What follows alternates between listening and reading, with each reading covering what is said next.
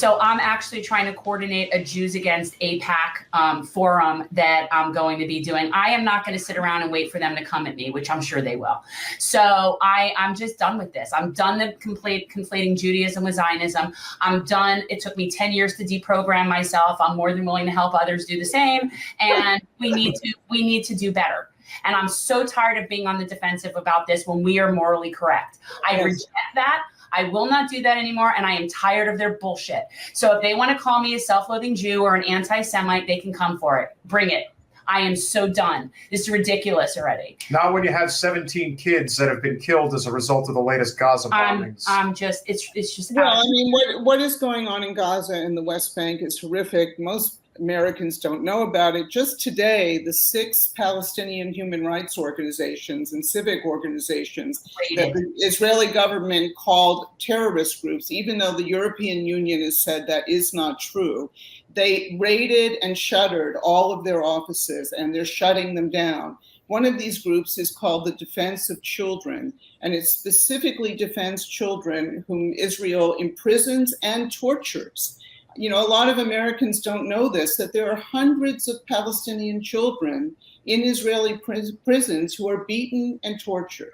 And this group is specifically dedicated to protecting them. And they were shuttered today by the Israeli government. And they don't get a defense. They go to a military court. The children, yes, that's right. The Palestinians go to a military court.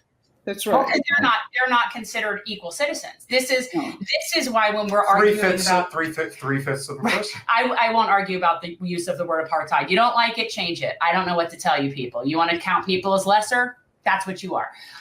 So it's really absurd. I'm tired of it. And I am taking that on because I've been hiding from it for a really long time. It is not easy being in South Florida and being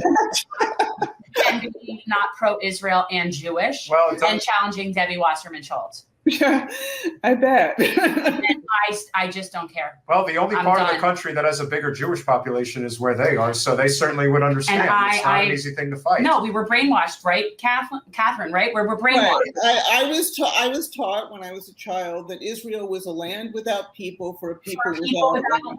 And there were all of these Palestinians who were there whom nobody ever told me about. And then I found out the truth, you know. Don't you think, like, I would like to think, and I don't know this, but I would like to think that my grandparents and my great-grandparents, if they were ever given factual information, wouldn't have agreed to a cultural genocide. They weren't given that information, like you said. And I really think that it's incumbent upon us to present facts to people, and we need to start working from the same set of facts. The bottom line is that's a cultural genocide in an apartheid state, and we need to start calling it as such.